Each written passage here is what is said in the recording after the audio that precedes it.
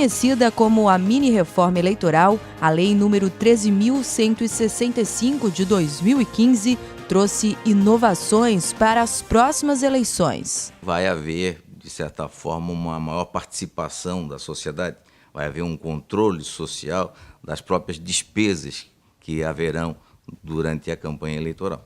Para o presidente do Tribunal Regional Eleitoral de Santa Catarina, desembargador César Abreu, as mudanças no que se refere a financiamento de campanha foram bastante significativas. O financiamento das campanhas acabará acontecendo a partir de contribuições individuais de pessoas físicas.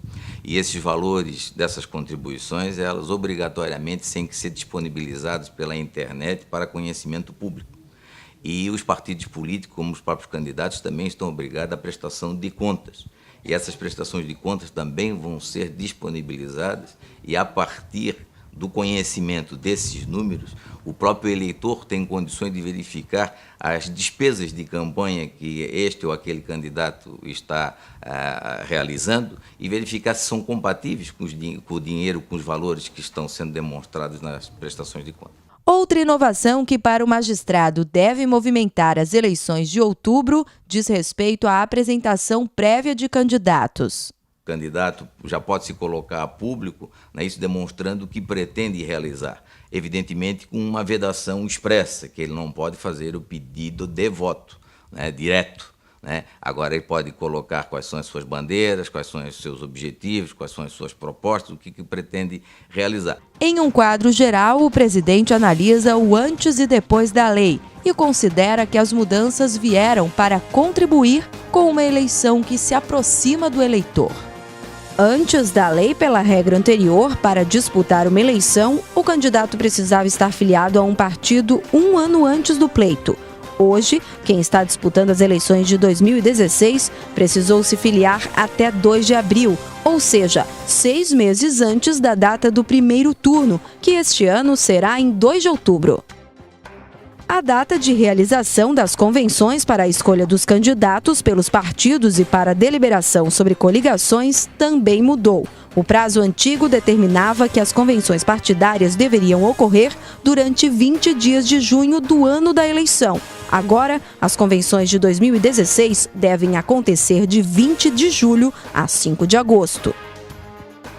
Outra alteração diz respeito ao prazo para registro de candidatos pelos partidos políticos e coligações nos cartórios.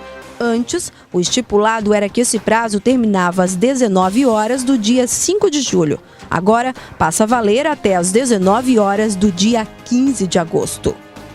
A reforma também reduziu o tempo da campanha eleitoral de 90 para 45 dias, começando este ano em 16 de agosto.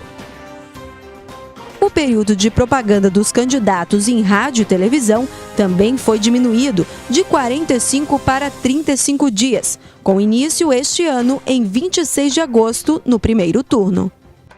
O diretor-geral do TRE de Santa Catarina, Sérgio Manuel Martins, relembra que antes destas, ao longo dos últimos anos, outras leis trouxeram mudanças para o processo eleitoral. Nós tivemos 3 grandes marcos na legislação eleitoral, que impactaram diretamente no processo eleitoral, de modo que o cidadão pôde contar com ferramentas que permitiram uma maior legitimidade do processo eleitoral.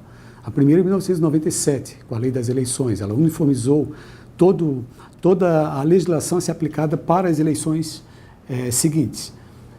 Se evitou com isso que para toda eleição houvesse uma legislação diferente. Depois, em 1990, com a Lei 64, Lei Complementar 64, que criou a inexigibilidade, que foi complementada pela Lei Complementar 135, que passou o período de inexigibilidade de 3 anos para 8 anos e criou outras restrições aos candidatos ficha suja. Outra novidade que os eleitores catarinenses devem conferir nas próximas eleições é o sistema de biometria, que este ano começa a operar em totalidade na maioria dos municípios do estado. Temos 1.300.000 eleitores cadastrados já para votar nessas eleições com a identificação biométrica. A votação biométrica em 2016 ela ocorrerá em 21 municípios do estado de Santa Catarina, sendo que 12 municípios terão votação com identificação biométrica em 100%, né, das sessões eleitorais, enquanto que em 9 municípios haverá votação mista ou votação híbrida, ou seja, os eleitores que já se recadastraram biometricamente, que já compareceram ao cartório e tiveram coletadas as impressões digitais, poderão votar com a identificação biométrica. Os demais votarão pelo método convencional. E a intenção da Justiça Eleitoral, em 2017, é disponibilizar todas essas máquinas para coleta de dados biométricos em todas as zonas eleitorais.